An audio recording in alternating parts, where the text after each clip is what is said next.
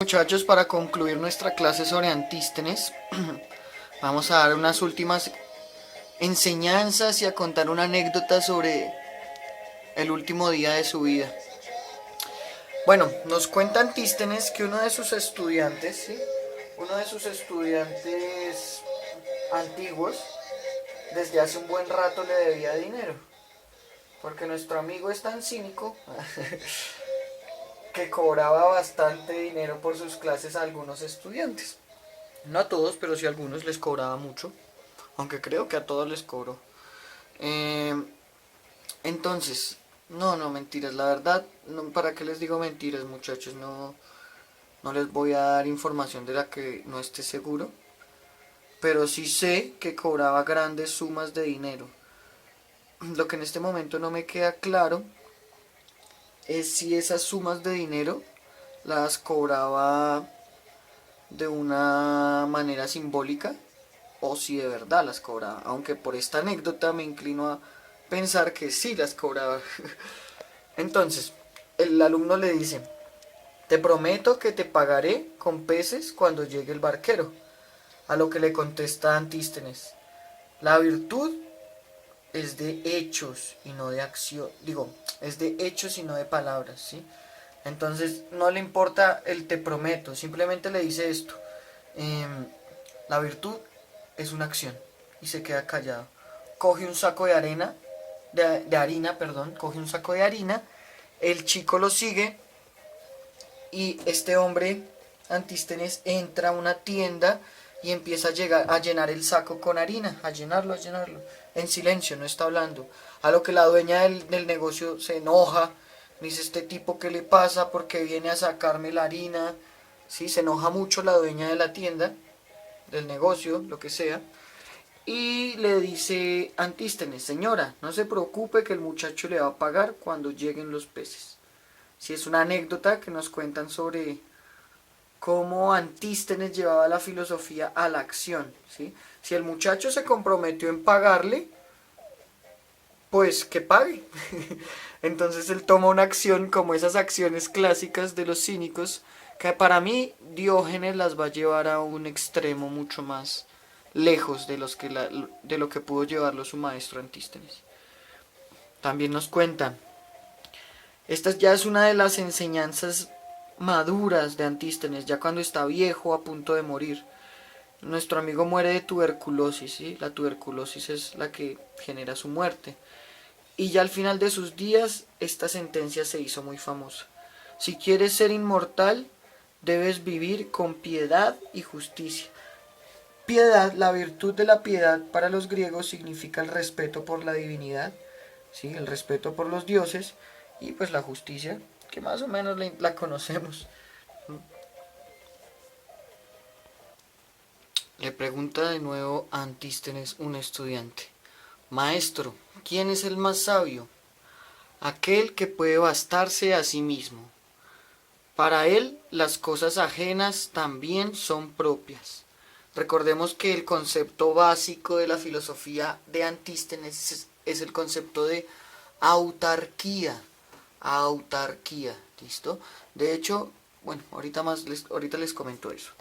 Pero el concepto de autarquía está aquí moviéndose, ¿listo? Lo propio, ¿qué es lo propio? Pues los pensamientos, los sentimientos y el cuerpo, las sensaciones y los pensamientos. Lo ajeno es todo lo demás. Entonces, el más sabio es aquel para que lo ajeno es lo propio, que se basta a sí mismo. Definición del concepto de autarquía, aquel para quien las cosas ajenas también son propias. El muro más fuerte es la prudencia, porque no puede ser derribado ni entregado. Maestro, le preguntó de nuevo otro estudiante, ¿cuál es la enseñanza más grande que le dejó la filosofía? La filosofía me dio lo más grande, la capacidad de hablar conmigo mismo y de conocerme. Quizás esa sea la base de toda suficiencia, contesta el maestro. Entonces, como nos podemos dar cuenta, son un compendio de lecciones, ¿no? Sobre todo tenemos esas anécdotas de este gran sabio. Siguen preguntando los estudiantes. ¿Cuáles son los bienes que debe portar un cínico? Contesta Antístenes. Aquellos que pueda conservar en un naufragio. O sea, muy pocos. ¿Buscas la gloria?, le pregunta uno de sus estudiantes, a lo que él se enoja, muestra su expresión de rabia, pero enseguida practica su control de sí mismo, se calma y no golpea a sus estudiantes con el palo, sino que contesta. No, busco la sencillez. La falta de celebridad es un gran bien para el hombre. Porque es interesante esta afirmación, porque como nos habíamos dado cuenta antes, él es un guerrero. Por eso yo creo que el estudiante le hizo esa pregunta, porque normalmente la virtud que quiere alcanzar todo guerrero es la gloria. Pero entonces él nos dice que busquemos la sencillez y que la falta de celebridad es un gran bien para el hombre. Nos cuentan también una anécdota de Sócrates, cuando estaba en vida, en la cual Sócrates le dice lo siguiente a Antístenes: por los agujeros de tu túnica puedo ver tu afán de eternidad. Sócrates sabía que ese afán por ser sencillo de esa forma tan radical, sí, porque es un ascetismo, una práctica del ascetismo muy similar a la de los samanas de la India, y es una renuncia total a este mundo, al mundo material. Sí, por eso él le decía esto. Por los agujeros de tu túnica puedo ver tu afán de eternidad, por la sencillez de su estilo de vida. Sin embargo, cuando hablábamos de los bienes, solo hay un bien al que el cínico no puede renunciar, y es la libertad. El único bien al cual un cínico no puede renunciar. Como vamos a ver ahora, aquí hay una primera teoría o pensamiento con respecto a la libertad. Esta es una de las tesis que más me llama la atención.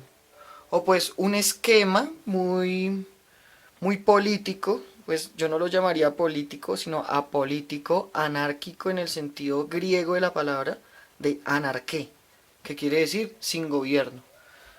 Dice Antístenes: las leyes, las costumbres, los vínculos y las normas de una polis, o sea, una ciudad, interrumpen la libertad. Es decir, que para el verdadero cínico las leyes de la polis no tienen ninguna validez. ¿Por qué? Porque el cínico se basta a sí mismo, es autárquico y no se rige por las normas convencionales. Estas serían las convenciones sociales. El cínico rechaza la convención social, se aleja en la medida de lo posible de, como dirían los rastas, de Babilón, ¿no? De la polis, que representa el vicio y el mal. Y el hombre al parecer se vuelve virtuoso entre más lejos esté de esto. Y mientras el hombre esté entregado como un becerro, dice él, a las leyes, a las costumbres y a los vínculos de una polis, nunca va a ser libre. ¿Sí? Porque estas virtudes, supuestas virtudes, no son más que convenciones artificiales que alejan al hombre de la virtud. Ni siquiera son virtudes, son convenciones. Interrumpen la libertad, y recordemos que la libertad es el único bien que el cínico quiere poseer. El cínico no quiere poseer ningún otro bien aparte de la libertad y llegar a la autarquía. En líneas mayores, esto sería uno de los alcances más grandes de la filosofía cínica. Bueno, entonces podríamos resumir el concepto de autarquía y la filosofía de Antístenes en algunas sentencias. Seguramente es un intento ¿cómo decirlo? Muy apresurado hablar de resumen o de una totalidad de su pensamiento, pero al menos llevémonos unos cuantos rasgos de la filosofía cínica y de la escuela cínica. Solo la virtud y sus leyes hacen feliz al hombre. El alejamiento de la convención y lo socialmente establecido como correcto es el camino que toma el cínico. Tengamos muy en cuenta esto: paseos fuera de la ciudad, vuelta a la naturaleza. En esto sí se va a diferenciar mucho de Sócrates, ¿no? Porque acordémonos que Sócrates prefería permanecer en la medida de lo posible dentro de la polis. En el Fedro seguramente es el único diálogo donde Sócrates va a salir de la polis. Pero aquí Antístenes sí nos dice: Aléjense de lo socialmente establecido. No se rijan por la política, por las costumbres, por el que dirán, por lo que digan los demás o por las leyes de una ciudad, sino por la virtud y nada más que la virtud. Esto es una apuesta radical por una vida detrás de la virtud. ¿Y qué es una vida buscando la virtud? Una vida simple, lejos de la vanidad. Por último, digamos que las multitudes son un estorbo, en el sentido de que le impiden a uno el autoconocimiento. Recordemos esa bella enseñanza que le dejó la filosofía a Antístenes. La filosofía me dio lo mejor porque me dio la posibilidad de hablar conmigo mismo y conocerme, la base de cualquier autosuficiencia. Autarquía, autosuficiencia. Les pongo las as porque muchos teóricos y eruditos de la libertad consideran que aquí ya se estaba pensando un cambio en la estructura social. Muy radical, porque nos damos cuenta, seguramente el desprecio de Platón y Aristóteles por Antístenes se debe a esta posición política, porque mientras ellos se esforzaban por pensar el sistema, Antístenes desprecia y rechaza el sistema como convención social que interrumpe la libertad y aleja al hombre de la virtud. Como les comenté ahorita, Antístenes va a morir de tuberculosis. Cuando ya estaba agonizando, su discípulo pupilo, ¿sí? Así como Platón fue el alumno pupilo de Sócrates, el alumno pupilo de Antístenes fue Diógenes el perro, Diógenes de Sinope. Entonces le dice su maestro, dice esto a Antístenes: ¿quién me librará del dolor, Diógenes? Y su discípulo, con ironía y burla, le contesta lo siguiente: este te liberará. Y le pasa un cuchillo.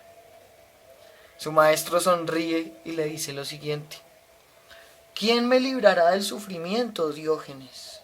No de la vida. Y los dos sueltan una enorme carcajada. La ironía y la burla son características fundamentales de la escuela cínica. Este par se burlaron de la muerte hasta el último día de sus vidas.